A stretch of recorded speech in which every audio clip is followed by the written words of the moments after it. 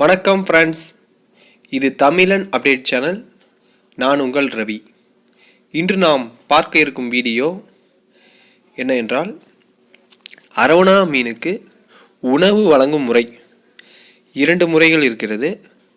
ஒன்று என்னென்னா, ஃபஸ்ட்டு நம்ம இந்த மாதிரி கோல்டு ஃபிஷ் வாங்கிட்டு வந்தோம்னா, மோலி ஃபிஷ்லாம் வந்து பார்த்திங்கன்னா ரொம்ப ஃபாஸ்ட்டாக மூவ்மெண்ட் இருக்கும். அது பிடிச்சி சாப்பிட்றதுக்கு அது இல்லாமல் கொஞ்சம் சின்னதாகவும் இருக்கும். ரொம்ப அடிப்படும் அரவணா மீனுக்கு.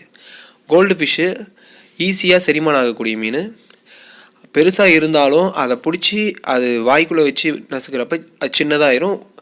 அதிக ப்ரோட்டீன் இருக்கும், ஈஸியாக டைஜஷன் ஆகும். ஸோ அதுக்காக தான் கோல்டு ஃபிஷ் மேக்ஸிமம் அரவணாவுக்கு ஃபீட் பண்ணுவாங்க. இப்போ பார்த்திங்கன்னா அந்த கவரில் வாங்கிட்டு வந்ததை நம்ம செப்பரேட்டாக இந்த மாதிரி ஒரு பக்கெட்டில் போட்டுடுறோம். அதுக்கப்புறம் சால்ட்டு வந்து யூஸ் பண்ணணும். கல்லுப்பு எடுத்து இந்த பக்கெட்டில் நம்ம கொஞ்சம் கரைக்கணும். ஒரு கைப்பிடி அளவு எடுத்து கரைச்சிட்டோம்னா, ஏதாவது பாக்டீரியா நம்ம வாங்கிட்டு வர இடத்துல ஏதாவது இருந்ததுன்னா இந்த மீன் மேலே இருந்து அது அரவணா அஃபெக்ட் பண்ணும்.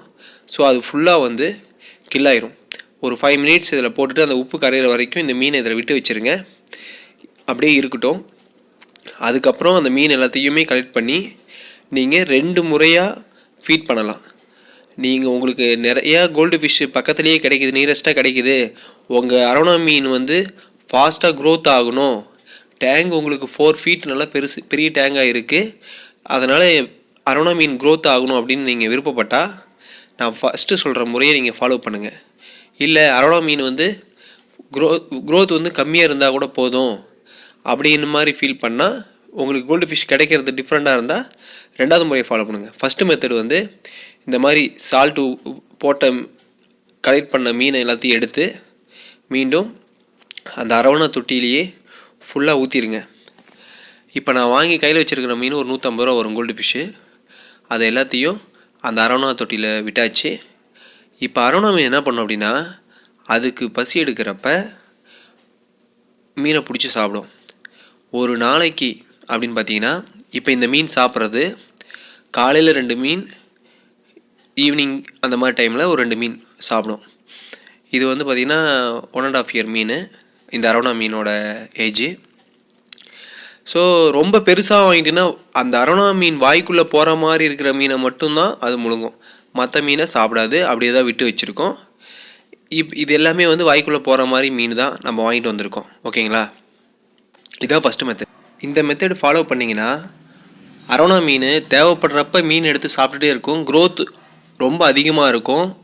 அதனால் சர்வே ஆகிறதுக்கு உங்களுக்கு 4 ஃபீட் டேங்க் இருந்தால் தான் டைஜஷன் ஆகும். மீனும் சீக்கிரம் வளர்ந்துடும் உங்களுக்கு. ஓகேங்களா? 6 மந்தில் ரொம்ப பெரிய மீனாக வளர்ந்துடும். நீங்கள் நிறைய மீன் வாங்கி கொடுக்க வேண்டியதாக இருக்கும். 150 ரூபா மீன்லாம் வந்து மேக்ஸிமம் 4 டேஸில் சாப்பிட்ரும். அந்தளவுக்கு இப்போ இந்த மீன் எல்லாத்தையுமே 4 டேஸில் 5 டேஸில் சாப்பிட்டு முடிச்சிடும்.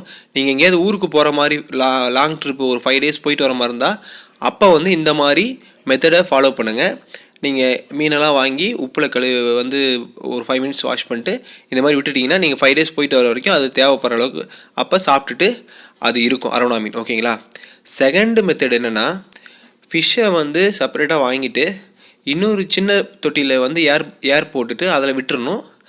அதிலிருந்து டெய்லியும் 2 மீன் நீங்கள் எடுத்து ஃபீட் கொடுக்கலாம். அந்த வீடியோ உங்களுக்கு செப்பரேட்டாக நெக்ஸ்ட் வீடியோவை நான் போஸ்ட் பண்ணுறேன். தேங்க்யூ ஃபார் வாட்சிங்.